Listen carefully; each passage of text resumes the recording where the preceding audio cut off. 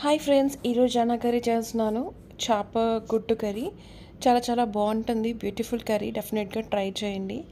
But ప్రాసెస్లోకి వచ్చినట్టయితే ఇంత బ్యూటిఫుల్ కర్రీ కావాలి అంటే let's start. Okay, and first అయితే మనం జనాని ఉప్పు వాటర్ వేసుకొని బాగా శుభ్రం చేసుకోవాలి. నెక్స్ట్ అయితే బాయిల్ చేసుకోవాలి పసుపు వేసి. నెక్స్ట్ అయితే ప్యాన్లో ఆయిల్ వేసుకోవాలి. ఆయిల్లో మెంతులు అండ్ జీలకర్ర రెండు వేసుకోవాలి. బాగా ఫ్రై అవ్వాలన్నమాట. ఇది ఫ్రై అయ్యాక అంటే ఎలాగా అంటే నార్మల్గా చిటపట్లాడాలంటారు కదా, ఆ విధంగా అయితే ఫ్రై అవ్వాలి. మనమైతే ఆనియన్స్ చాలా చిన్నగా కట్ చేసుకోవాలి. నేనైతే ఆనియన్స్ చూడండి మీడియంలో కట్ చేసుకున్నాను. కట్ చేసుకున్నాక ఇది ఫ్రై చేసుకోవాలి. మనకి దీంట్లో కావాల్సిన టమాటో, కొత్తిమీర రెండు మిక్సీ పట్టుకొని పెట్టుకోవాలి. నెక్స్ట్ అయితే మనం ఆనియన్స్ ఫ్రై అవుతున్నాయి చూసారా, బ్రౌన్ కలర్లో.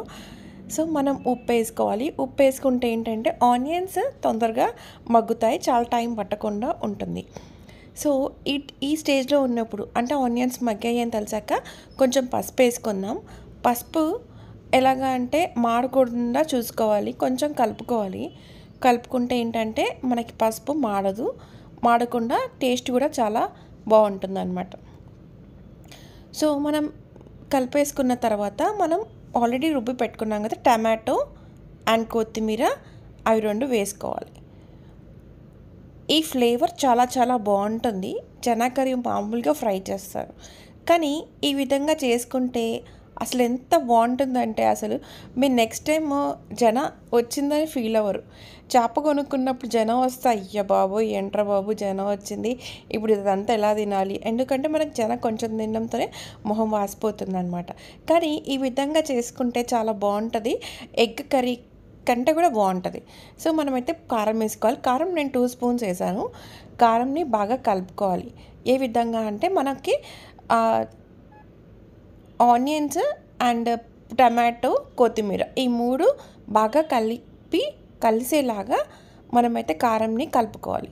ఈ విధంగా కలిపినట్టయితే మనకి ఏంటంటే ఫ్లేవర్స్ అనేవి ప్రాపర్గా అన్నిటికీ పడతాయి అన్నమాట. సో ఈ విధంగా మనం కర్రీని చేసుకున్న తర్వాత వెంటనే చింతపండు పులుసు వేసుకుందాం. ఎందుకంటే ఈ ప్రాసెస్ చాలా డిఫరెంట్ ప్రాసెస్. ఎక్కువగా ఫ్రై చేస్తారు, కానీ ఈ విధంగా ట్రై చేయండి. చాలా చాలా టేస్టీగా ఉంటుంది. కొంచెం పుల్లగా, కొంచెం మంచిగా కలుపుకొని తినేలాగైతే మనకి జనా కర్రీ అయితే రెడీ అయిపోతుంది. ఇంట్లో అట్లీస్ట్ 2-3 తినేలాగైతే ఈ కర్రీని చేస్తున్నాం అన్నమాట. సో ఈ విధంగా జనానైతే వేసుకోవాలి. జనాన్ని వేసుకున్న తర్వాత చూడండి ఈ విధంగా అయితే మనకి ఫ్రై అవ్వాలన్నమాట, అంటే ఉడకాలి.